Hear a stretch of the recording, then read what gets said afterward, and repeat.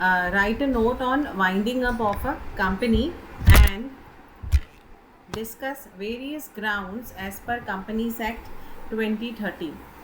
Winding up of a company की बात है तो इसका मतलब ये है कि कंपनी जो है वो बंद अगर हो रही है, आइडियली तो हम ये पढ़ते हैं कि कंपनी जो है उसका परपेचुअल सक्सेशन होता है, मतलब company through out the life time of the company या थ्रू आउट द लाइफ वो चलती ही रहती है, वो मरती नहीं है। किसी एक इंसान के मरने से, जैसे प्रोपराइटरशिप फॉर्म होती है कि अगर वो पर्सन एक्सपायर हो गया तो वो कंपनी ऑटोमेटिकली बंद हो जाती है। पार्टनरशिप में पार्टनर्स एक्सपायर हो जाएंगे तो अनलेस उसमें कोई और क्लॉज नहीं दिया है कि कंपनी को कैसे चलाना है, वो जो कंपनी होती है वो बंद हो जाती है। तो सिमिलरली जो कंपनी होती है, अगर पार्टनरशिप फॉर्म नहीं होके प्रोप्राइटरशिप ना होके अगर वो प्राइवेट लिमिटेड या पब्लिक लिमिटेड कंपनी होती है तो उसका एक कॉमन सील होता है और उसके साथ कंपनी आती है परपेचुअल सक्सेशन में। बट कौन सी सिचुएशन ऐसी होगी कि कंपनी को बंद करना पड़ता है? जब कंपनी के पास पैसे ही नहीं है अपने क्रेडिटर्स को पैसा देने के लिए। क्रेडिटर्स वो होते हैं जिनसे कंपनी ने कुछ ना कुछ परचेज़ किया होता है या फिर कंपनी ने किसी से लोन लिया है और उनको पैसे नहीं चुका पा रही है। तो ऐसी सिचुएशन में तो कुछ तो करना पड़ेगा। तो तब बात आती है वाइंडिंग अप की। वाइंडिंग अप क्लोज करने की, कंपनी को क्लोज करने की बात आती है तो उसके क्या क्या ग्राउंड्स हो सकते हैं। So winding up refers to legal process of bringing a company's existence to an end। तो कंपनी के एग्जिस्टेंस को एंड पे लेके आना इज़ अ लीगल प्रोसेस जो फॉलो होता है, मतलब लीगली कंपनी बंद की जाती है प्रॉपर प्रोसेस फॉलो करके। मतलब कंपनी के पास जितने भी एसेट्स हैं वो एसेट्स जो होते हैं वो डिवाइड हो जाते हैं लोगों में जो कंपनी के क्रेडिटर्स हैं। फिर वो कौन से रेशो में उनको डिवाइड होंगे वो डिसाइड होता है डिपेंडिंग अपॉन कि कंपनी में क्रेडिटर्स कैसे हैं, सिक्योर्ड क्रेडिटर्स हैं, अनसिक्योर्ड लोन्स हैं, किस तरह का कंपनी को पैसा किस किस को देना है, तो पहले किसको दिया जाएगा, बाद में किसको दिया जाएगा, कौन से प्रपोर्शन में दिया जाएगा। इस लीगल प्रोसेस को फॉलो करके अगर कंपनी बंद होती है तब उसे वाइंडिंग ऑफ द कंपनी बोलते हैं। It involves realization of assets, मतलब जो भी कंपनी के एसेट्स है, कंपनी की फैक्ट्री है, कंपनी की मशीनरी है, कंपनी की लैंड है, कंपनी का ऑफिसेज है, कंपनी की बिल्डिंग है, तो वो जो भी एसेट्स हैं उसमें से जो भी पैसा मिलता है that is called realization of assets. Assets को रियलाइज करना मतलब उसमें से पैसे जो भी मिल रहे हैं वो, और उसके साथ साथ लाइबिलिटीज़ को पे करना। एसेट्स में से जो पैसे आ रहे हैं उसमें से ही कंपनी की जो भी लाइबिलिटीज़ हैं, हो सकता है कंपनी का इनकम टैक्स बाकी हो सकता है कंपनी का जीएसटी बाकी हो सकता है कि कंपनी का किसी का लोन लिया हुआ हो वो बाकी हो सकता है कंपनी ने कुछ मॉर्गेज लेके रखा हो। तो किसी भी तरह की लाइबिलिटीज़ को जो पे करने का प्रोसेस है, कहाँ से पे करेंगे? अब कंपनी के पास पैसा तो है नहीं, तो कंपनी की एसेट्स जो होती है, कंपनी की एसेट्स को बेच के जो भी, मतलब रियलाइजेशन ऑफ एसेट्स, कंपनी के एसेट्स को बेच के जो भी पैसा मिलता है उससे कंपनी की लाइबिलिटीज़, किसी भी तरह की लाइबिलिटीज़ जो होती है उसको पेमेंट किया जाता है। And distribution of surplus among share holders, अगर उसके बाद कुछ बचेगा, सारे एसेट्स को रियलाइज़ करने के बाद, सारे एसेट्स का फंड्स जमा करने के बाद अगर कुछ पैसा बचता है लाइबिलिटीज़ को देने के बाद, जो भी लाइबिलिटीज़ है, कंपनी ने लोन लिया है, कुछ क्रेडिटर्स से पैसा बाकी है, कुछ किसी से गुड्स लिए थे उनको पैसा देना था, किसी भी तरह का मॉर्गेज है, वो सब देने के बाद अगर कुछ बचेगा तो वो किसको मिलेगा? मेंबर्स को, ओनर्स को। और कंपनी के ओनर्स कौन होते हैं? Share holders. Once the process is complete the company is dissolve. एक बार प्रोसेस कंप्लीट हो गया, वाइंडिंग अप का प्रोसेस मतलब कंपनी को बंद करने का प्रोसेस। वाइंड अप करना, वाइंडिंग अप करना मतलब कंपनी को बंद करने के प्रोसेस को कंप्लीट करने के बाद ही कंपनी डिसॉल्व हो जाती है। डिसॉल्व हो जाती है मतलब अभी कंपनी समाप्त हो गई, उसका निधन हो गया, वो ख़त्म हो गई। And its name is struck off from registrar of companies. अब जब कंपनी जन्म लेती है दैट इज़ तब उसका सर्टिफिकेट ऑफ इनकॉर्पोरेशन बनता है, तब उसका नाम रजिस्ट्रार ऑफ कंपनीज में ऐड होता है। तो अगर कंपनी डिसॉल्व हो रही है, ख़त्म हो रही है, मतलब कंपनी की डेथ हो रही है, तो उसका नाम कट कर दिया जाता है from the registrar of companies. The companies act 2013 replace the earlier provisions of 1956। पहले कंपनीज एक्ट 1956 था, उसमें जो प्रोविजंस थे उसको रिप्लेस किया गया है। वाइंडिंग अप के प्रोसीजर को बहुत डिटेल्ड में बताया गया है क्योंकि इस चीज़ की बहुत ज़रूरत थी। पहले क्या था कि परपेचुअल सक्सेशन है तो कंपनी बंद नहीं हो सकती, कंपनी को बंद ही नहीं कर सकते, तो क्रेडिटर्स जाएंगे कहाँ, उनको पैसा कहाँ से मिलेगा? कंपनी लॉस में तो ज़िंदगी भर चला नहीं सकते, और कंपनी चलाने के लिए अगर फंड्स नहीं है, कैपेसिटी नहीं है, या कोई ऐसा प्रोडक्ट में डील कर रही है कंपनी जो आउटडेटेड है। फॉर एग्जांपल अगर कोई कंपनी है सिर्फ और सिर्फ टाइपराइटर बनाती है, तो टाइपराइटर की कोई डिमांड ही नहीं है कंप्यूटर और लैपटॉप आने के बाद, तो वो कंपनी कितने दिन सर्वाइव करने वाली है? या हाँ, अगर वो कुछ और प्रोडक्ट में लेके आ रही है तो अलग बात है। लेकिन अगर ऐसी कोई सिचुएशन है कि कंपनी को वाइंड अप करना ही है, तो वो सारे एक्ट, वो सारी चीज़ें जो आई, वो ग्लोबली इंसॉल्वेंसी के स्टैंडर्ड के हिसाब से आईबीसी का जो है वो कंसेप्ट आया, that is bankruptcy code. IBC जो है वो इंसॉल्वेंसी एंड बैंक्रप्सी कोड है 2016 का। ये एक अलग से सब्जेक्ट है, अल्टरनेटिव सब्जेक्ट है for semester 4, but companies act का ये पार्ट है, बिकॉज कंपनी ही है जो इंसॉल्वेंट होगी, कंपनी ही है जिसके पास पैसा नहीं बचेगा, कंपनी ही है जिसके पास फंड्स ही नहीं होगा, उसका कुछ टर्नओवर ही नहीं है, तो कंपनी को इंसॉल्वेंट करना पड़ता है, कंपनी को बंद करना पड़ता है। और बंद करने का जो प्रोसेस है वो इंसॉल्वेंसी एंड बैंक्रप्सी कोड में भी है। Meaning and nature of winding up, क्या मीनिंग है वाइंडिंग अप का, नेचर क्या है? Winding up is a judiciary or voluntary procedure to close a company in a systematic manner। अगर किसी कंपनी को सिस्टमैटिक लीगल तरीके से क्लोज करना है तो वो वाइंडिंग अप है, और वो जुडिशियल का भी इसमें पार्ट आता है। दिस इज़ द रीज़न हम ये पढ़ रहे हैं। बहुत सारे एडवोकेट्स जो होते हैं वो वैल्यूएटर भी होते हैं, कोई ऐसे एडवोकेट्स भी होते हैं जो इंसॉल्वेंसी एंड बैंक्रप्सी कोड में ही डील करते हैं फुल फ्लेजेडली।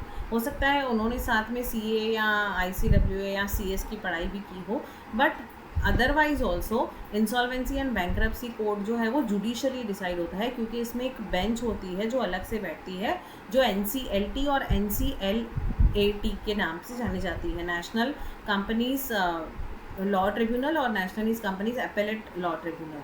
तो ये जुडिशरी इसमें इन्वॉल्व है। इट्स नॉट ऑल अबाउट के कंपनी खुद से डिसाइड कर लेगी, तो जुडिशरी के पास भी टाइम लिमिट है। IBC इसीलिए बहुत ज़्यादा इम्पॉर्टेंट है, क्योंकि उसको अलग कर दिया गया है। जब किसी की चीज़ को जब किसी चीज़ के लिए लॉ अलग से बनाया जाता है तो वो ज़्यादा इफ़ेक्टिव हो जाता है, क्योंकि उसमें टाइम लिमिट होती है।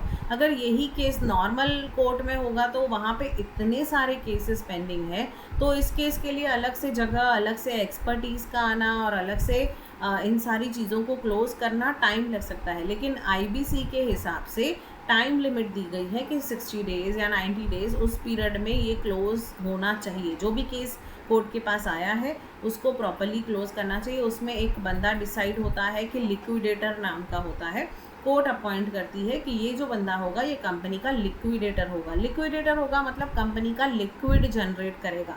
लिक्विड जनरेट करने से मतलब है कि कंपनी का कैश जनरेट करेगा। पैसा कहाँ कहाँ से आ सकता है वो डिसाइड करेगा, और जहाँ जहाँ से भी पैसा आ सकता है एसेट्स को बेच के ही आएगा ऑब्वियसली। तो जो भी कंपनी के एसेट्स हैं उसको अगर वो बेच रहा है तो उसको रियलाइजेशन ऑफ एसेट्स बोलते हैं। और ये जो बंदा ये सब कर रहा है चीज़ें, फिर ये पैसा आया, फिर बांटना है पैसा क्रेडिटर्स को, कौन कौन कंपनी से मांग रहा है पैसे उनको देना है, लेना किससे है। हो सकता है कंपनी ने सेल किया हो और उसका पैसा नहीं आया हो, तो कंपनी के वो डेटर्स हो गए, तो डेटर्स से पैसा लेके क्रेडिटर्स को देना है, एसेट्स को बेच के क्रेडिटर्स को देना है, एसेट्स को बेच के लोन पे करना है। तो ये किस प्रपोर्शन में पेमेंट होगी वो लिक्विडेटर जो होता है वो डिसाइड करता है, और लिक्विडेटर जो है वो कोर्ट अपॉइंट करती है। तो ये जुडिशियल चीज़ है। It's not only about companies voluntary isolated procedure, it involves judicial system also. The company may cease business operations but continues to exist legally until dissolution. अब अगर कंपनी का वाइंडिंग अप का प्रोसीजर चल रहा है तब ऑब्वियसली कंपनी अपना business नहीं कर रही होगी, बट कंपनी बंद भी नहीं हो रही है, क्योंकि तब तक उसको चालू रखना पड़ेगा, उसको बैंक अकाउंट चालू रखने हैं, उसको अपना नाम कट नहीं होगा उसका रजिस्टर ऑफ कंपनी से जब तक वो पूरी तरह से वाइंड अप नहीं हो जाती है, डिसोल्यूशन नहीं हो जाती है। तो जब तक डिसोल्यूशन हो रही है तब तक वो कंपनी ऑब्वियसली बिजनेस तो नहीं करेगी। फॉर एग्जांपल अगर वो कंपनी टाइपराइटर बनाती है तो वो और टाइपराइटर बना के बेचेगी नहीं कि चलो जितना प्रॉफिट हुआ करेंगे, तो तब तक वो अपने बिजनेस ऑपरेशन नहीं करेगी, क्योंकि वो खुद ही अपनी कंपनी को बंद करने के प्रोसीजर पे जा रही है। तो वहाँ पे वो कुछ नया नहीं लेके आएगी कि मुझे भी नया ये काम करना है। तो कंपनी जो होगी वो डिसोल्यूशन के प्रोसेस के टाइम पे, वाइंडिंग अप के प्रोसेस के टाइम पे they will cease their business operation, that means they will close their business operation.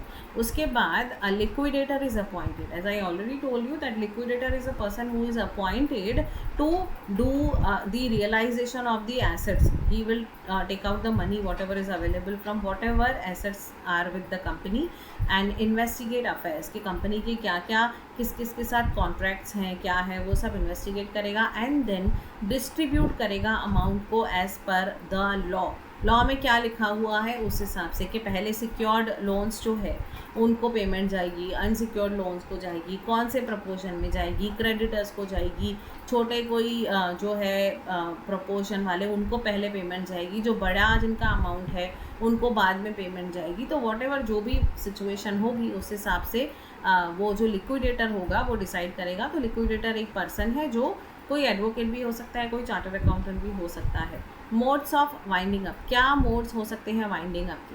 कभी कभी क्या होता है, कोर्ट बोलती है कि इस कंपनी को वाइंड अप होना चाहिए, क्योंकि अगर फॉर एग्जांपल आपको कोई कंपनी पैसा नहीं दे रही है, आप एक छोटी सी कंपनी हो या बड़ी कंपनी हो और आपने बिल रेज किया है, आपने फॉर एग्जांपल आपकी कंपनी जो है वो हैंड बैग्स बनाती है, तो आपने एक कंपनी को 13 लाख रुपए के हैंड बैग्स जो है वो दे दी, मतलब सेल किए. अब वो कंपनी आपको पैसे नहीं दे रही है. अब आपने एक बार लेटर लिखा, 2 बार लेटर लिखा, कंपनी आपको पैसे नहीं दे रही है, तो आप क्या करोगे? आप बोलोगे तुम्हारे पास 13 लाख भी नहीं है ना, तो कंपनी बंद ही कर दो. तो आप क्या करोगे? कोर्ट को लेटर लिखोगे कि मुझे इस कंपनी के खिलाफ जो है वो इंसॉल्वेंसी एंड बैंक्रप्सी कोड के तहत उनके ऊपर केस करना है. मतलब ये कंपनी मुझे इतना पैसा नहीं दे पा रही है, तो वो वाइंड अप ही हो जाए.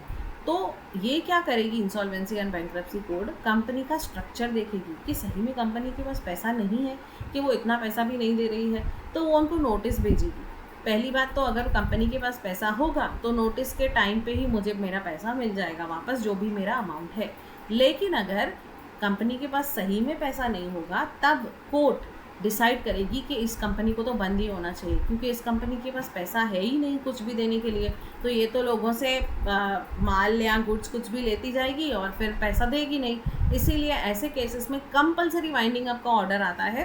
कोर्ट ऑर्डर ये इशू करती है, इसको बोलते हैं court winding up. Initiated by petition and ordered bye national company law tribunal. तो NCLT एक अलग से बेंच है.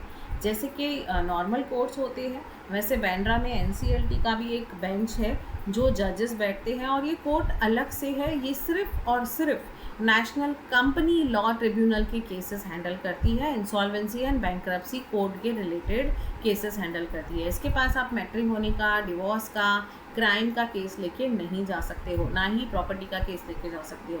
ये exclusively company law related cases के लिए बनाई गई है ये जो ट्रिब्यूनल है. तो ये जो कोर्ट का वाइंडिंग अप प्रोसीजर होता है वो NCLT के थ्रू ही होता है. तो ये वाला हुआ जो कोर्ट बोलती है कि आपको तो कंपनी बंद कर देनी चाहिए. दूसरा ऑप्शन होता है वॉलंटरी वाइंडिंग अप. कंपनी खुद चाहती है कि हमें बंद कर देना चाहिए. The companies act 2013 initially recognized voluntary winding up, but the IBC 2016 transferred voluntary liquidation to IBC mechanism. Companies act 2013 से IBC आया 2016 में. तो ये 3 साल तक अलाउड था कि कंपनी वॉलंटरीली अपना वाइंड अप प्रोसेस करेगी कंपनीज एक्ट के हिसाब से. लेकिन IBC के आने के बाद, इंसॉल्वेंसी एंड बैंक्रप्सी कोड 2016 में जो आया, उसके आने के बाद कंपनी को अगर लिक्विडेशन करना भी है, अपने मन से भी करना है, वॉलंटरी करना है, खुद स्वयं करना है, खुद चाहती है कंपनी के उसकी कंपनी बंद हो जाए, तो उसको जो प्रिंसिपल्स, जो प्रोविजंस फॉलो करने पड़ेंगे वो IBC के हिसाब से ही होंगे, इंसॉल्वेंसी एंड बैंक्रप्सी कोड के हिसाब से ही होंगे. जो वो मैकेनिज्म उसमें दिया है, जो एक्ट में दिया है, उस हिसाब से ही होंगे. Hence, voluntary winding up is now governed by section 59. ये section 59 में दिया है, किसमें? IBC 2016 में 59 सेक्शन में जो दिया है उस हिसाब से ही कंपनी जो है वो इंसॉल्वेंट होती है और उसका वाइंडिंग अप हो जाता है. तो ये कंपनीज एक्ट इसको कवर नहीं करती है.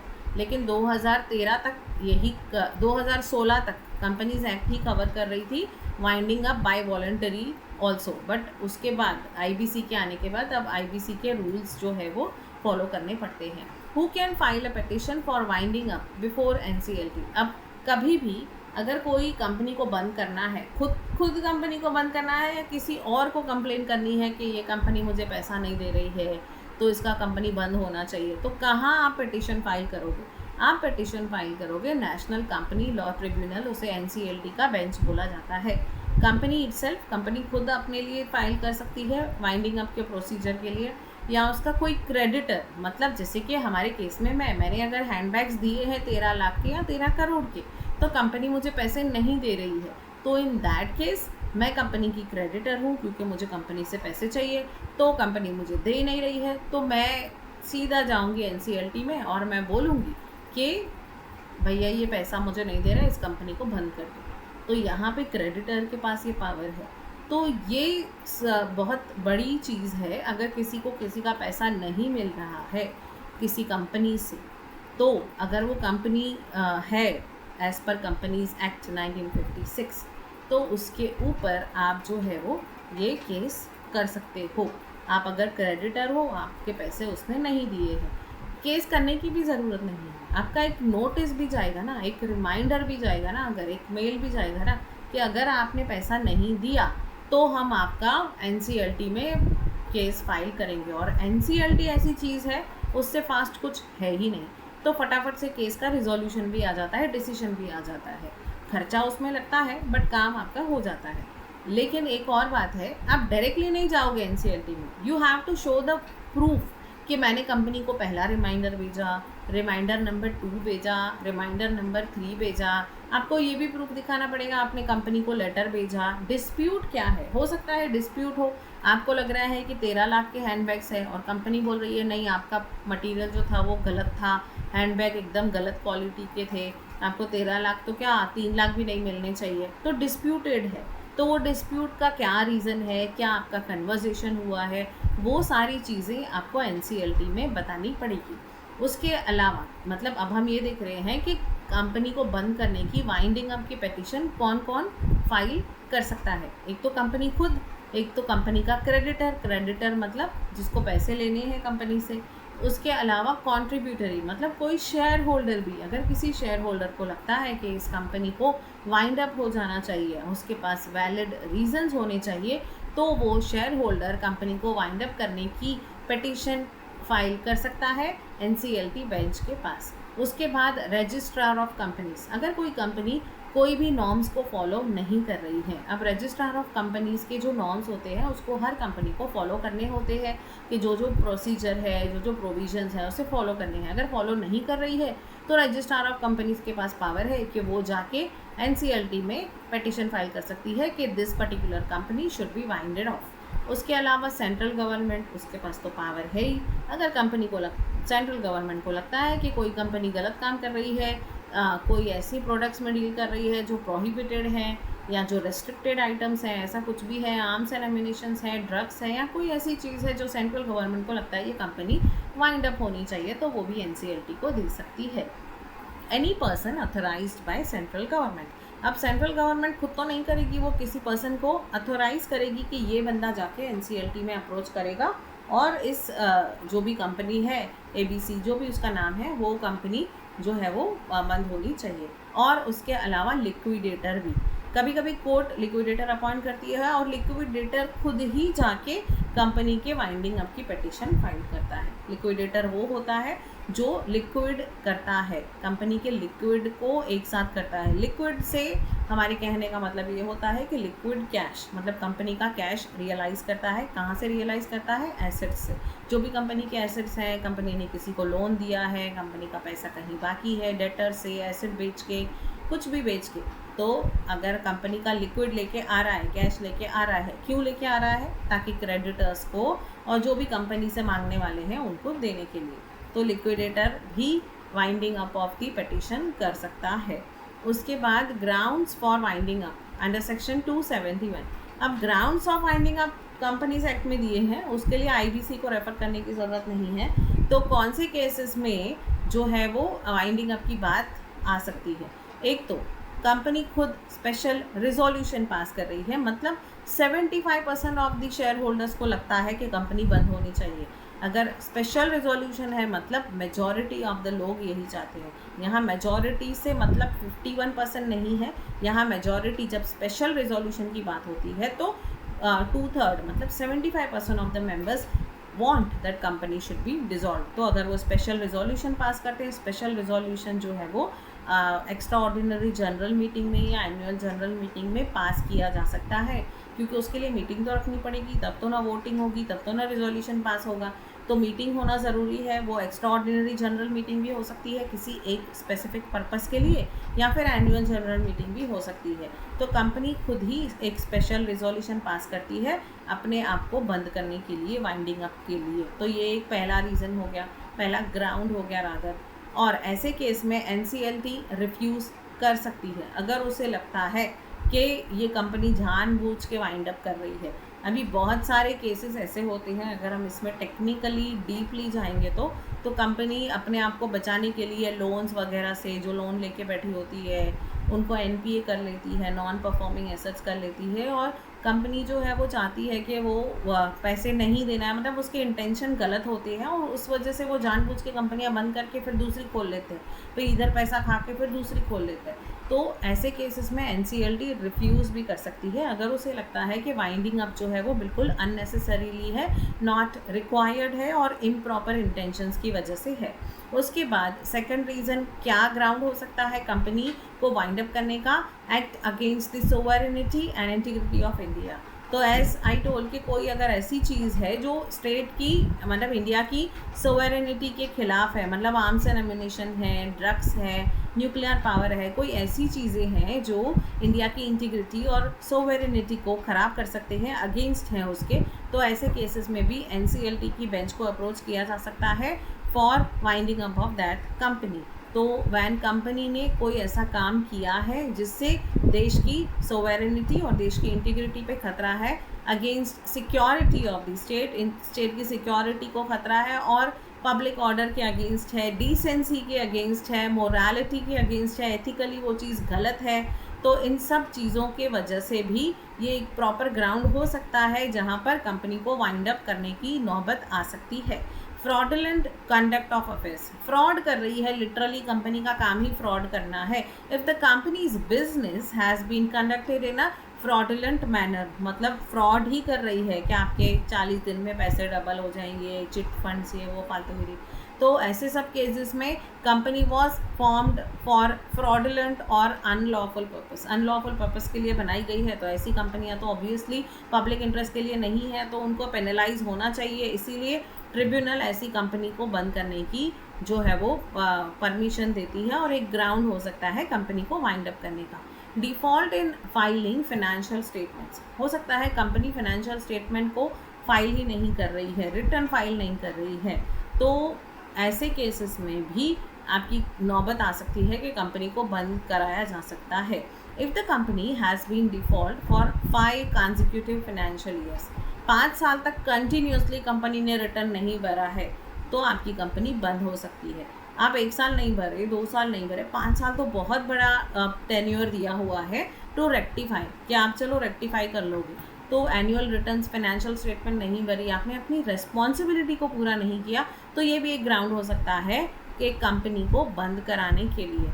जस्ट एंड इक्विटेबल ग्राउंड, कोई जस्टिफाइड ग्राउंड है, कोई इक्वालिटी इक्विटेबल ग्राउंड है कोर्ट के पास, तो ऐसे केसेस में ट्रिब्यूनल जो है, मतलब नेशनल कंपनी जो लॉ ट्रिब्यूनल है एनसीएलटी, वो ऑर्डर दे सकती है इस कंपनी को बंद किया जाए अगर उसे लगता है कि ये जस्ट है एंड इक्विटेबल है, ये जस्टिस है और उसके लिए कोई अन्याय नहीं हो रहा है और सही में उनको लगता है कि कंपनी बंद होनी चाहिए। एग्जाम्पल्स क्या है? Deadlock in management, when directors और share holders are divided and company can not function, share holders और डायरेक्टर्स की आपस में बन ही नहीं रही है, ऐसे केस में भी कंपनी डिसॉल्व हो सकती है। इसको बोलते हैं डेडलॉक सिचुएशन आना। डेडलॉक मतलब मैनेजमेंट कुछ और बोल रही है, मैनेजमेंट कौन है? Board of directors.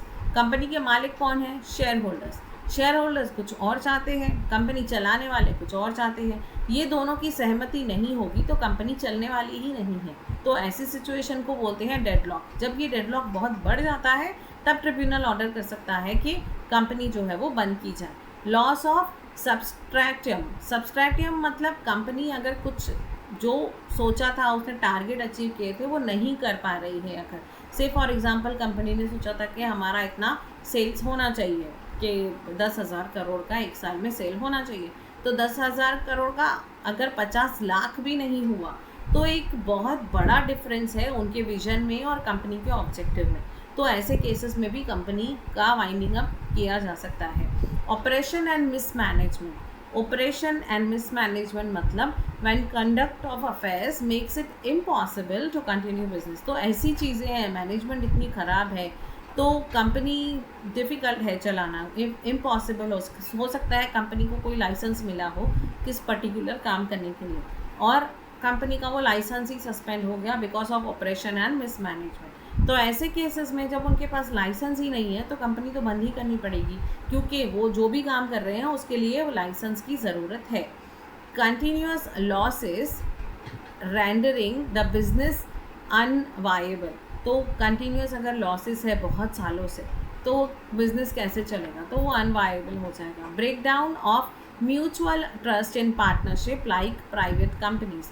तो म्यूचुअल ट्रस्ट का ब्रेक डाउन हो गया। पार्टनरशिप में कैसे होता है, अगर आपस में म्यूचुअल ट्रस्ट ही नहीं है तो वो पार्टनरशिप फॉर्म जो है वो डिसॉल्व हो जाती है। सिमिलरली अगर वो प्राइवेट कंपनी है तो उसमें भी अगर उनका म्यूचुअल ट्रस्ट डिसॉल्व हो जाता है between management and share holders, या बिटवीन शेयर होल्डर्स ओनली, या बिटवीन डायरेक्टर्स ओनली, तो भी वो कंपनी का ब्रेकडाउन हो सकता है। This ground is flexible and gives NCLT wide discretion to ensure fairness. तो ये NCLT को वाइड डिस्क्रिशन देती है कि टू एंश्योर फेयरनेस, वो इंश्योर करती है कि सही में कंपनी वाइंड अप होनी चाहिए या नहीं। उसके बाद explain the legal position and duties of directors. Directors की क्या ड्यूटीज़ होती है और डायरेक्टर की क्या लीगल पोजीशन है। डायरेक्टर करता क्या है कंपनी में, कोई भी अगर डायरेक्टर है। डायरेक्टर के बहुत टाइप्स होते हैं, हमने देखा था independent director, whole time director, passive director, फिर जो बहुत सारे डायरेक्टर्स का हमने देखा था, फीमेल डायरेक्टर, या जो मैंडेटरी कंपनी के डायरेक्टर्स हैं वो फाउंडर डायरेक्टर्स हैं। ऐसे तो डायरेक्टर्स बहुत सारे टाइप्स होते हैं, मैनेजिंग डायरेक्टर होते हैं। तो डायरेक्टर होते क्या हैं, तो हमने तब भी ये देखा था कि डायरेक्टर जो है वो ब्रेन है, नर्व सेंटर है, वो कंपनी को चलाने वाला दिमाग जो है वो डायरेक्टर्स है। कंपनी का नर्व सेंटर जो है वो डायरेक्टर्स है। Directors are responsible for formulating policies, controlling management and ensuring compliance with Companies Act 2013। तो कंपनीज एक्ट में बहुत सारे कंप्लायंसेस लिखे हुए हैं एक प्राइवेट लिमिटेड या एक पब्लिक लिमिटेड कंपनी के लिए। तो उस कंप्लायंसेस को फॉलो करना और उसे पूरा करना डायरेक्टर्स की रिस्पॉन्सिबिलिटी है। अगर डायरेक्टर्स फेल हो जाते हैं तो डायरेक्टर्स को फाइन, पेनल्टी, सज़ा हो सकती है, क्योंकि डायरेक्टर्स की गलती है। उनका काम ही ये है कि उनको कंप्लायंसेस को पूरा करना है, मैनेजमेंट को कंट्रोल करना है, जो भी पॉलिसीज़ है वो बनानी है और उसे अडेप्ट भी करनी है। Although the company is an artificial legal person, it can act only through human agents। तो कंपनी तो आर्टिफिशियल पर्सन है लेकिन खुद से तो नहीं चल सकती, उसको चलाने के लिए ह्यूमन की ज़रूरत होती है। और वो ह्यूमन कौन होते हैं, डायरेक्टर्स। तो डायरेक्टर्स वही होते हैं जो इस आर्टिफिशियल कंपनी को चलाते हैं। कंपनी एक आर्टिफिशियल लीगल पर्सन है, एक उसको लीगल एंटिटी दी जाती है, उसका अलग से पैन नंबर होता है, उसका कॉमन सील होता है, बट कंपनी खुद से तो चलेगी नहीं, तो उसको चलाने के लिए डायरेक्टर्स होते हैं। Their position is unique in law because they are seen as agents, trustees and officers. तो इनकी पोजीशन जो है वो लॉ के हिसाब से अलग है, यूनिक है, बिकॉज वो ट्रस्टीज़ भी हैं, क्योंकि वो कंपनी का जो पैसा है उसको संभाल के चलाते हैं, ऐसे करते हैं कि ज़्यादा से ज़्यादा प्रॉफिट होना चाहिए। ठीक है, उनको सैलरी मिलती है, रेम्यूनरेशन मिलती है, बट उसके अगेंस्ट वो क्या देखते हैं कि कंपनी का पैसा वेस्ट ना हो, मैक्सिमम कंपनी को रिटर्न आए, ताकि शेयर होल्डर्स को उनके शेयर पे अच्छा मुनाफा मिले, प्रॉफिट मिले। और ये इनको ऑफिसर्स भी बोल सकते हैं कि ये लोग जो है वो कंपनी के ऑफिसर्स हैं, कंपनी के एजेंट्स हैं।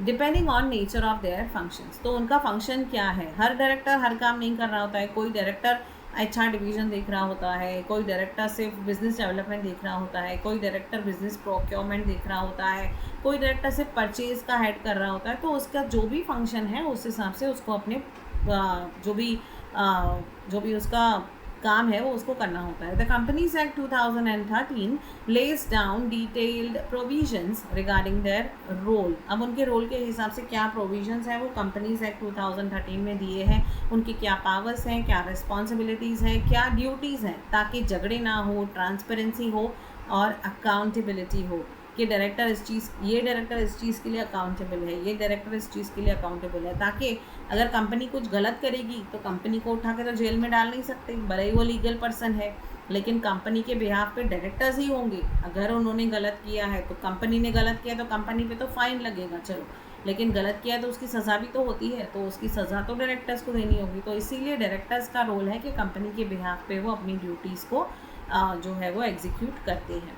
Legal position of directors as agents. Directors को एज एजेंट्स भी कहा जा सकता है। Company not being a natural person acts through directors. Company natural person तो है नहीं, तो वो अपने डायरेक्टर्स के थ्रू ही एक्ट करती है। डायरेक्टर्स जो है वो कंपनी के एजेंट्स हैं in business transactions. Business transaction को करने के लिए डायरेक्टर्स कंपनी के एजेंट्स हैं। Contracts entered into bye directors. अब कॉन्ट्रैक्ट भी है, कंपनी खुद तो साइन करेगी नहीं, कंपनी का तो स्टैम्प होगा, लेकिन साइन कौन करेगा, directors on behalf of company. उसके पास अथॉरिटी है कि वो कंपनी के बिहाफ पे प्रिंसिपल एजेंट रिलेशनशिप के हिसाब से वो साइन करेगा। मतलब कंपनी प्रिंसिपल है और डायरेक्टर उसका एजेंट है, तो अपने प्रिंसिपल के बिहाफ पे वो साइन करते हैं, इसीलिए डायरेक्टर्स एज अ एजेंट्स भी कहा जाता है।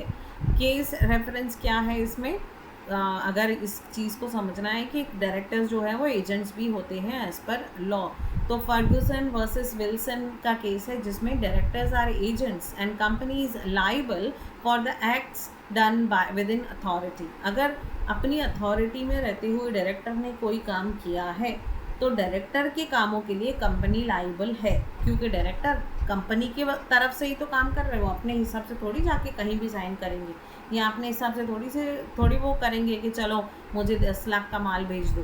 तो डायरेक्टर जो है वो in capacity of companies agent, company के बिहाफ पे वो ऑर्डर दे रहा है, तो वो रेस्पॉन्सिबल नहीं है पैसा देने के लिए, कंपनी रेस्पॉन्सिबल है पैसा देने के लिए, क्योंकि वो एक एजेंट की तरह काम कर रहा है ऑन बिहाफ ऑफ कंपनी। तो इस केस में यही चीज़ क्लियर हुई थी। Directors are considered trustees of. Directors जो है उनको ट्रस्टीज माना जाता है किसका, कंपनी की प्रॉपर्टी का, मतलब कंपनी की प्रॉपर्टी का ध्यान रखना है उनको। ट्रस्टी कौन होता है, जो खुद मालिक नहीं होता है लेकिन उसको जो है वो ट्रस्ट की जो प्रॉपर्टी होती है उसका ध्यान रखने के लिए बनाया गया, वो कस्टोडियन होता है उसका, वो उसका ओनर नहीं होता है। वैसे ही डायरेक्टर जो है वो ट्रस्टी होते हैं कंपनी के लिए, वो ओनर नहीं है, ओनर्स तो कोई और हैं, शेयर होल्डर्स हैं। तो कंपनी की प्रॉपर्टी का जो ध्यान रखना है वो कंपनी की प्रॉपर्टी की ट्रस्टी है। कंपनी का फंड्स का ध्यान रखना है, इसीलिए कंपनी के फंड्स के ट्रस्टी हैं। और पावर्स एंट्रस्टेड टू देम, जो भी उनको पावर्स दिए गए हैं वो भी जो है वो डायरेक्टर्स का ये है रेस्पॉन्सिबिलिटी है, जो भी उनको पावर्स दिए गए हैं वो उनको काम करना है, इसीलिए वो कंपनी के ट्रस्टी भी हैं और कंपनी के एजेंट्स भी हैं। They must exercise these powers for benefit of the company and not for personal gain. तो ये जो उनको पावर दिया गया है कि डायरेक्टर कंपनी का एजेंट होता है, डायरेक्टर कंपनी का ट्रस्टी होता है, तो ये कंपनी के फ़ायदे के लिए उनको ये पावर यूज़ करने हैं, ऐसा नहीं अपने बेनिफिट के लिए कि चलो ऐसे ही फालतू में मीटिंग नहीं है तो भी बाहर घूम के आ जाता हूँ फ्लाइट में और वहाँ पे खाना वाना खा के सब पैसा वेस्ट करके आता हूँ। तो पर्सनल गेन के लिए नहीं करना है, उसको कंपनी के बेनिफिट के लिए ही करना है। They owe fiduciary duties similar to trustees. तो जैसे ट्रस्टीज़ की फिड्यूशरी ड्यूटीज़ होती है कि फाइनेंशियल चीज़ें उसे संभालनी है ट्रस्टी को, उसको उस चीज़ का देख रेख करनी है, वो एज अ कस्टोडियन है, वो उस चीज़ का मालिक नहीं है। वैसे ही डायरेक्टर्स भी ट्रस्टीज़ की तरह उन चीज़ों को उन ड्यूटी करते हैं जो फाइनेंस रिलेटेड है और उसका पैसा संभालते हैं कंपनी का। डायरेक्टर्स, और तीसरा ये फर्स्ट हमने देखा डायरेक्टर्स एज एजेंट्स, सेकंड हमने देखा डायरेक्टर्स एज ट्रस्टीज़, तीसरा डायरेक्टर्स एज ऑफिसर्स। वो तो है ही, ऑफिसर्स यही होते हैं जो काम करते हैं, शेयर होल्डर तो रोज़ ऑफिस में आते नहीं हैं काम करने के लिए, तो ऑफिसर्स ही आते हैं। ऑफिसर्स कौन, मतलब डायरेक्टर्स आते हैं, उसके नीचे जो और भी टीम होगी वो सब मिलके ऑफिसर्स। तो under the companies act directors are classified as officers. Companies act के हिसाब से डायरेक्टर्स ऑफिसर्स भी हैं, डायरेक्टर्स ट्रस्टीज भी हैं और डायरेक्टर्स एजेंट्स भी हैं।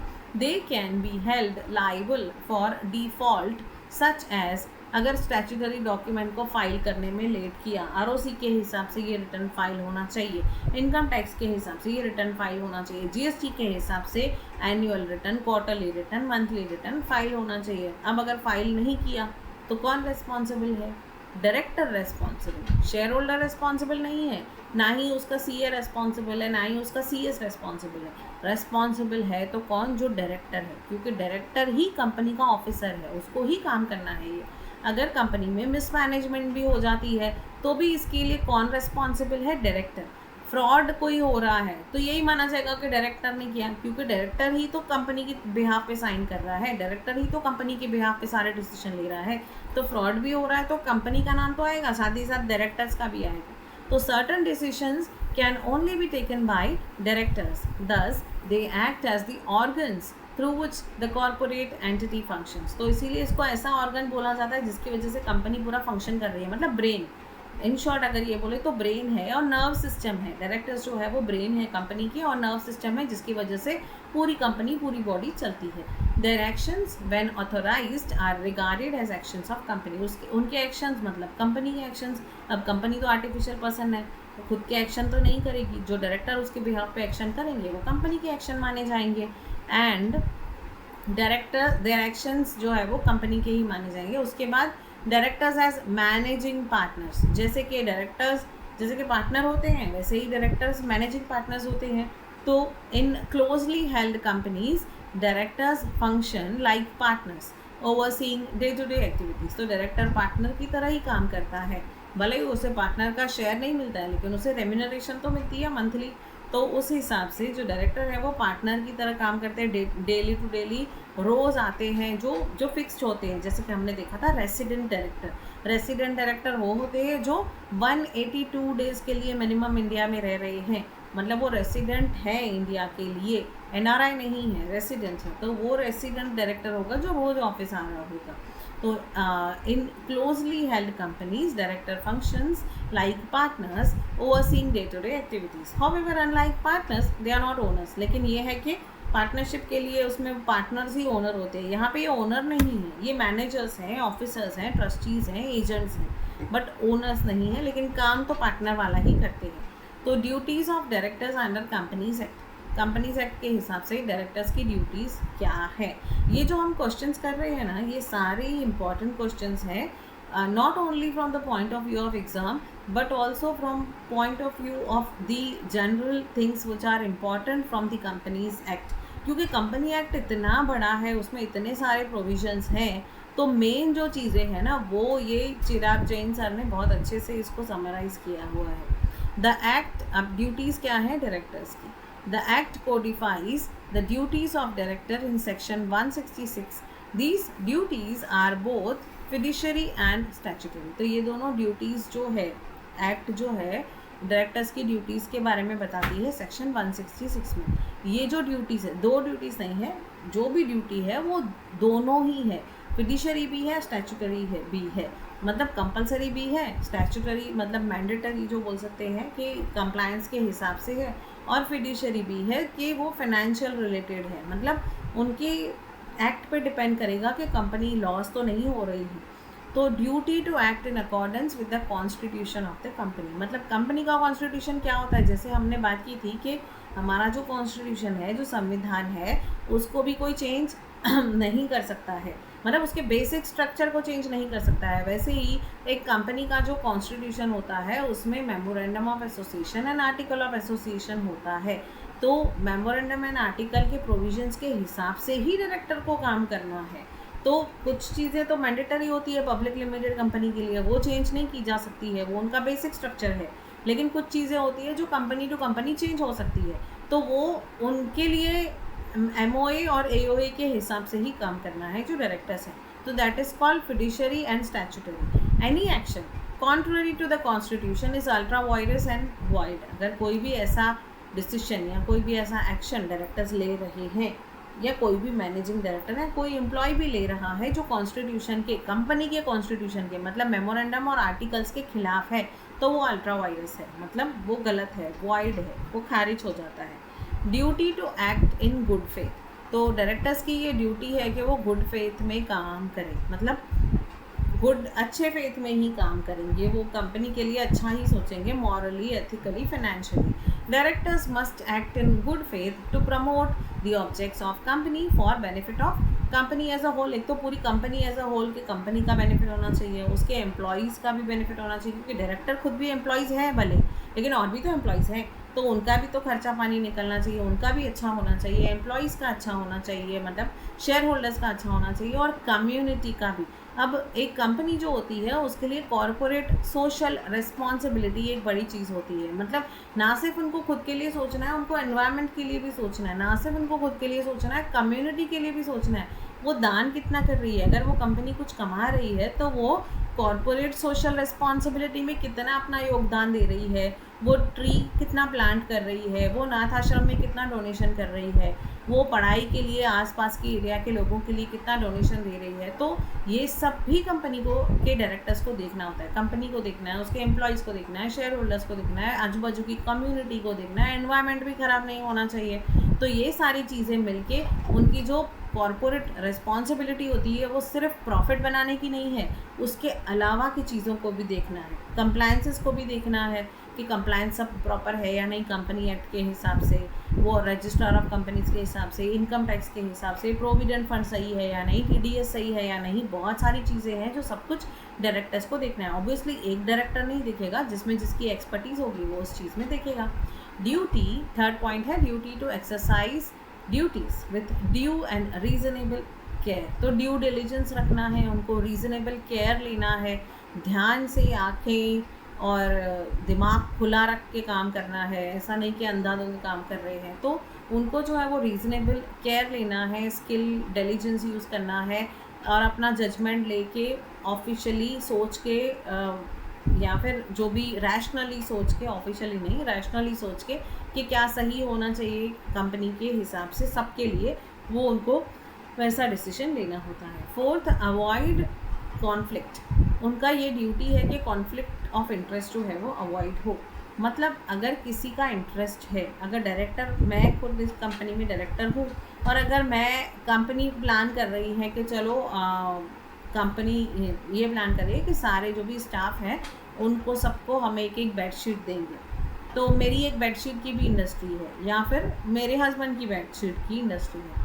तो मैं कंपनी को बोलूँगी इधर से ही ले लो, मेरे हस्बैंड की बेडशीट की इंडस्ट्री है ना, तो हमारा स्टाफ है 1000 लोगों का, तो 1000 बेडशीट आप मेरे हस्बैंड की शॉप से या हस्बैंड की फैक्ट्री से ले लो। तो यहाँ पर ये मेरा बोलना गलत है।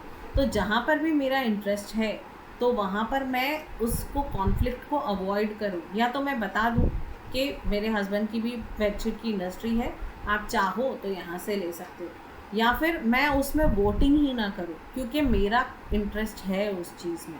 तो ये डायरेक्टर की ड्यूटी होती है कि जहाँ पर भी उसका इंटरेस्ट है, जहाँ पर भी कॉन्फ्लिक्ट होने की संभावना है, बाद में कल चल के शेयर होल्डर्स ये नहीं बोले कि जानबूझ के इन्होंने ज़्यादा भाव में अपने हस्बैंड की फैक्ट्री से ही लिया, या दूसरे कोई डायरेक्टर ये ना बोले, तो जहाँ पर भी कॉन्फ्लिक्ट हो सकता है, इंटरेस्ट ऑफ कॉन्फ्लिक्ट हो सकता है, कॉन्फ्लिक्ट ऑफ इंटरेस्ट हो सकता है, उस चीज़ को अवॉइड करना भी डायरेक्टर की ड्यूटी है। Directors must avoid situations where personal interest conflicts with the company's interest. Company का इंटरेस्ट है, पर्सनल इंटरेस्ट है, कॉन्फ्लिक्ट हो सकता है, उस चीज़ से दूर रहना है। They can not use corporate opportunities for personal gain. अब ये कॉरपोरेट अपॉर्चुनिटी है, पूरी स्टाफ को 1000 कम से कम बेडशीट तो जाएंगी, तो यहाँ पे मैं पर्सनल गेन की वजह से अपना डायरेक्टरशिप का इस्तेमाल नहीं करूँगी, जानबूझ के सबको नहीं बोलूँगी कि नहीं इधर से ही लेना है, या मैं डिसीजन ले लूँगी कि हाँ मेरे हस्बैंड के ही फैक्ट्री से लेनी है 1000 बेडशीट। तो पर्सनल गेन के लिए मैं अपनी कॉरपोरेट अपॉर्चुनिटी को यूज़ नहीं करूँगी। दैट इज़ कॉल्ड के avoiding conflict of interest and disclosure of conflict. अगर कुछ कॉन्फ्लिक्ट है भी तो पहले से ही डिस्क्लोज कर लो, तो ये मैंडेटरी है, ये लॉ के हिसाब से अगर किसी डायरेक्टर का किसी भी तरह का इंटरेस्ट है, कोई कंपनी के कोई भी कंपनी का फंक्शन है, सिचुएशन है या ट्रांजैक्शन है, किसी भी ट्रांजैक्शन में अगर किसी भी डायरेक्टर का कॉन्फ्लिक्ट ऑफ इंटरेस्ट है तो उसको वहाँ पे स्पेसिफाई करना है, ये मैंडेटरी है under section 184 of companies act 2013। तो ये बताना ही पड़ेगा कि ये मेरा कॉन्फ्लिक्ट ऑफ इंटरेस्ट है। Duty not to achieve undue gain और एडवांटेज, जानबूझ के अनड्यू एडवांटेज या अनड्यू प्रॉफिट नहीं ले कंपनी का, कि हो सकता है कंपनी के काम से जा रहे हैं और नॉर्मल इकोनॉमी क्लास में भी जा सकते हैं फ्लाइट में, लेकिन जानबूझ के बिजनेस क्लास में जा रहे हैं तो अनड्यू एडवांटेज ना ले। हाँ, कंपनी ने ऐसा नॉर्म बनाया हुआ है अगर कि ये जो बंदा है वो कंपनी के जो डायरेक्टर्स हैं वो बिज़नेस क्लास में ही जाएंगे, ये हमारी कंपनी का डिग्निटी है, तो अलग बात है। लेकिन आप खुद ही अनड्यू एडवांटेज लेके कंपनी का जो है वो गलत इस्तेमाल कर रहे हो, तो वो ड्यूटी है किसी भी डायरेक्टर की कि वो अनड्यू एडवांटेज ना ले। Directors shall not make undue profit from their position, अपने पोजीशन का गलत फ़ायदा ना उठाएं। If they do they must return the gain to the company, अगर उनको कुछ फ़ायदा हो भी रहा है कंपनी में डायरेक्टर होने की वजह से तो वो गेन को वो वापस लौटा दे। ऐसा कोई करता नहीं है बट रूल ऐसा बोलता है। अगर पकड़े गए तो पेनल्टीज़ हो सकती है अंडर सेक्शन 166 सब सेक्शन 5 कि डायरेक्टर अगर पकड़ा गया कि उसने कंपनी अपना डायरेक्टर होने का गलत इस्तेमाल किया, अनड्यू एडवांटेज लिया और उसकी वजह से कंपनी को उसको खुद को बेनिफिट हुआ, तो खुद को पर्सनल जो गेन हुआ वो कंपनी को रिटर्न करना उसका फ़र्ज़ है। अगर उसने नहीं किया तो पेनल्टी लग सकती है, अगर साबित हुआ तो, किसी ने कंप्लेंट किया तो। Duty not to assign office, और डायरेक्टर जो है वो अपनी ऑफिस किसी और को असाइन नहीं कर सकता कि चलो मैं छुट्टी पे जा रहा हूँ मेरी वाइफ आएगी, या चलो मैं छुट्टी पे जा रहा हूँ मेरा भाई आएगा, या मैं छुट्टी पे जा रहा हूँ थोड़े दिन के लिए किसी और को बिठा दो। तो वो प्रॉपर होना चाहिए। अगर ऐसा है, शेयर होल्डर्स की मीटिंग होगी, रिजोल्यूशन पास होगा, सबका डिसीजन आएगा, सब मानेंगे तो ही होगा। अपने आप से अपनी ऑफिस का प्रॉक्सी लेके नहीं आना है। Assignment makes the position void and made lead to remover, अगर आपने किसी और को असाइन किया तो आपको खुद को भी निकाला जा सकता है as per the rules of companies act. Duty of loyalty, तो आप लॉयल होने चाहिए आप डायरेक्टर हो तो, क्योंकि आप कंपनी के एजेंट हो, कंपनी के ट्रस्टी हो, कंपनी के ऑफिसर्स हो, कंपनी का ब्रेन हो, बैकबोन हो और नर्व सिस्टम हो, तो ऑब्वियसली लॉयल्टी तो एक्सपेक्ट करेगा ही कंपनी।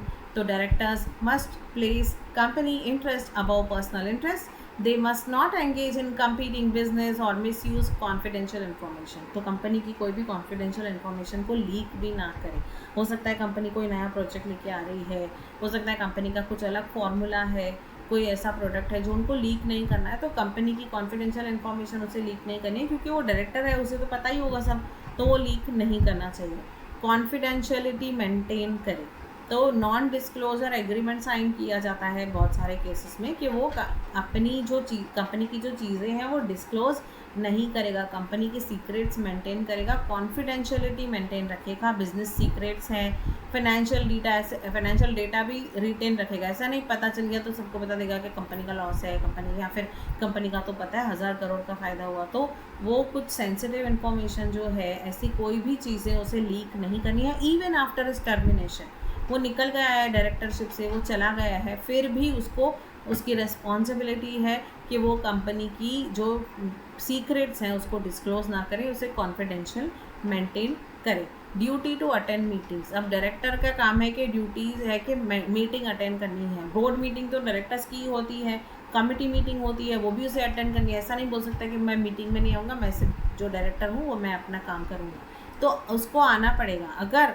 एक साथ कंटिन्यूसली 12 अगर वो इसमें नहीं आया मीटिंग्स में, तो वो अपनी डायरेक्टरशिप की कुर्सी को खो देगा, उसको अपनी ऑफिस वैकेट करनी पड़ेगी, खाली करनी पड़ेगी, उसकी जगह दूसरा डायरेक्टर आ जाएगा।